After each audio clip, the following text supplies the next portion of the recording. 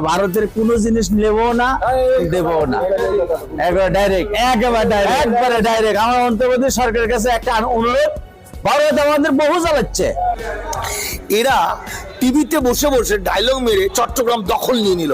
বন্ধুরা, বাংলাদেশকে ছোট ভাবার দিন শেষ। বাংলাদেশকে নিয়ে আর খেলতে পারবে না ভারত। বাংলাদেশকে বিপদে ফেলতে গিয়ে এবার নিজে গেরাকলে পড়েছে ভারত। ভারত থেকে একেবারে আলু পেঁয়াজ বন্ধ করে দিয়েছে বাংলাদেশ। বিজেপি নেতা শুভেন্দু এবং ময়ূক রঞ্জনের উল্টাপাল্টা কথার কারণে ভারতের চাষিদের অবস্থা খারাপ হয়ে গিয়েছে। আলুর যা দাম কৃষকরা পাচ্ছে না, 2.5 টাকা 3 টাকা করে তারা ফসলের দাম পাচ্ছে।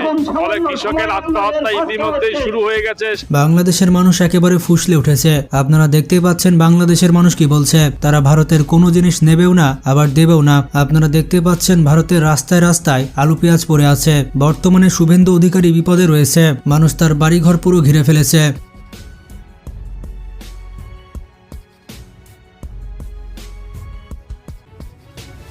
আপনারা হয়তো দেখতে পাচ্ছেন এই শুভেন্দু অধিকারী বাংলাদেশের হেফাজতকে রাজাকারের বাচ্চা বলে গালি দিচ্ছে।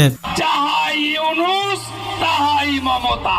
1.5 বছর লেগেছিল এই রাজাকারের বাচ্চা, হেফাজতের বাচ্চা এদেরকে ভারত বিরোধীদের সোজা করতে। তার কথাবার্তা অনেক উল্টাপাল্টা। আবার এই মহিলা বলছে শুভেন্দু অধিকারী হচ্ছেন একজন পাগল। সে নিজেও জানে না কিভাবে কথা বলতে হয়। সে দাঙ্গা হাঙ্গামা ছাড়া কিছুই বোঝে না। একবার বলি, বাবা তোমার দরবারে সব পাগলের খেলা, হরেক রকম পাগল নিয়ে মিলাইছে মেলা। আবার বলছি এটা একটা বদ্ধ পাগল। ছাগলের 3 নম্বর বাচ্চা হচ্ছে শুভেন্দু অধিকারী। জনতার রোশানলে পড়েছে শুভেন্দু অধিকারী। এমনকি এই লোকজন শুভেন্দু অধিকারীকে জুতা দিয়ে মারতে চায়। তারা জুতা নিয়ে এসেছে শুভেন্দু অধিকারীকে মারার জন্য।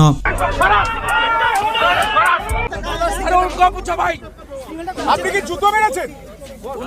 আপনি বিরোধী দল নেতাকে জুতো মারছেন, আপনারা আটকাচ্ছেন, জুতো মারছেন। কি ছবি বাংলার? ভারতের পার্লামেন্টে শুভেন্দু অধিকারী বাংলাদেশকে নিয়ে অনেক উস্কানিমূলক বক্তব্য দেন। তিনি মমতা ব্যানার্জিকে উদ্দেশ্য করে অনেক খারাপ খারাপ কথা বলেন। সে বলে শরীর থাকলে যেমন জ্বর জ্বালা হয়, ঠিক তেমনি একটু একটু রেপো হয়। বাচ্চা ছেলেরা একটু একটু দুষ্টামি করবেই। তার এমন খারাপ বক্তব্যের কারণে পুরো পার্লামেন্ট খেপে যায়। এরপর স্পিকার তার বক্তব্যের তীব্র নিন্দা জানায়। শরীর থাকলে যেমন জ্বর জ্বালা হয়, তেমনি একটু আধটু রেপও হয়।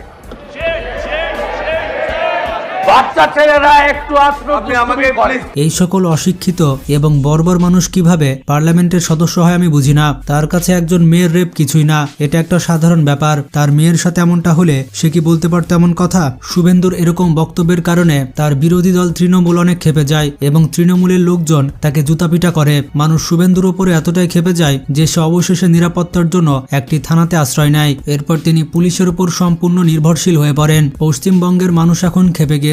রাস্তায় রাস্তায় মানুষ শুভেন্দুকে দেখতে পারছে না, তাকে সবাই পাগল বলে ডাকছে। তার বাংলাদেশ বিরোধী বক্তব্যের জন্য বাংলাদেশের এখন আর ভারতে যাচ্ছে না। ভারতের সাথে বাংলাদেশের ব্যবসায়িক সম্পর্কের অবনতি ঘটেছে। ভারতের কৃষকরা এখন রাস্তায় নেমেছে তাদের আলু পেঁয়াজের ন্যায্য দাম পাচ্ছে না বলে। সম্প্রতি শুভেন্দু অধিকারী বলেছে বাংলাদেশে তারা কোনো আলু পেঁয়াজ পাঠাবে না, বাংলাদেশের মানুষকে তারা না খেয়ে মারবে।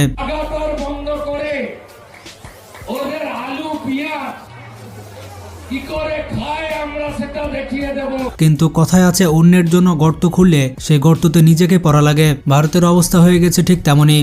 না, এটা তো সুযোগে সদ্ব্যবহার করে। যখন আমাদের প্রয়োজন ছিল তখন আমাদের প্রয়োজন ওরা চাহিদা মিটাতে পারে নাই। এখন আমাদের কোনো প্রয়োজন নাই, এখন ওরা বলতেছে না আমরা যা চাও আমরা তাই দিচ্ছি, আলু পেঁয়াজ সবই দিতে যাচ্ছে, কিন্তু আমাদের বেশি তো অনেকগুলো। বাংলাদেশকে নিয়ে বিভিন্ন আপত্তিকর বক্তব্যের কারণে এখন উত্তাল বাংলাদেশ। এখন বাংলাদেশিরা তুলেছে ভারত বয়কটের ডাক। তারা ভারতের কোনো পণ্য আমদানি করবে না বলে সিদ্ধান্ত নিয়েছে।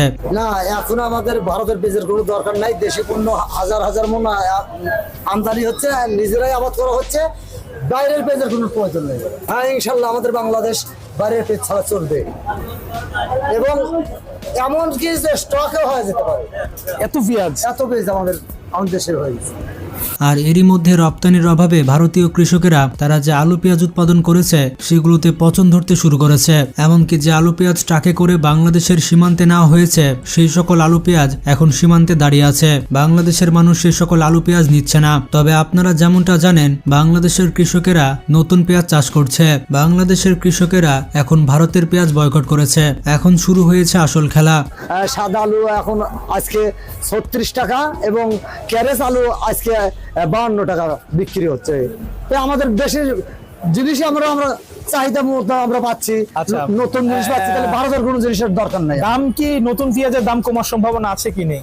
সামনে এটা এখন অবশ্যই তো দাম কমবে, কেননা যে এখন আছে 2200-2300 টাকা, আরো কমে আসবে আর কি।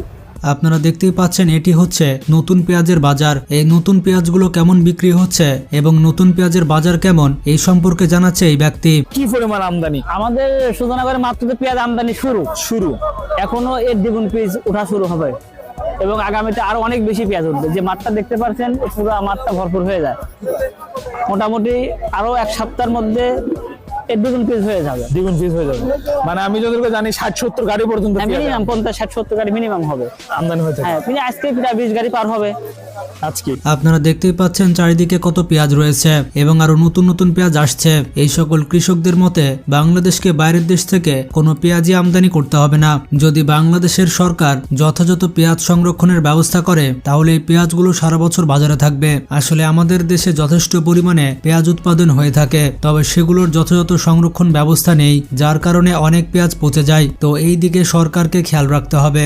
আজকের বাজার নতুন পেঁয়াজ যেটা সেটা উপরে গেছে আপনার 2400 টাকা পর্যন্ত, এক কথা 2000-2100, 2200, 2300, 2400 পর্যন্ত গিয়েছে। এটা সাইজের উপরে দাম, সাইজের উপরে জি, কালারের উপরে সাইজের উপরে দাম। ভাই জি, জি। পুরাতন পেঁয়াজের কিছু আছে, এটা কেমন হ্যাঁ, বাজার? পুরাতন পেঁয়াজ কিনা হয়েছে আজকে এই রেট একটু বেশি, এটা 2700-2800 টাকা পর্যন্ত কিনা হয়েছে। 3000 কে আছে কিছু বাজার? 3000 দুই একটা কিনা হয়েছে, একটা। ভালো যেটা এক কথা, যেটা একদম ভালো। যেগুলো এখনো গাছ হয় নাই। এবছর কৃষকরা বলছে যে নতুন পেঁয়াজে লস খাচ্ছে, কেমন দাম হলে কৃষকরা মোটামুটি বাঁচবে? মোটামুটি 3000 টাকা হলে কৃষক একটু খুশি হইতো এবং ন্যায্য দামটাই পাইতো।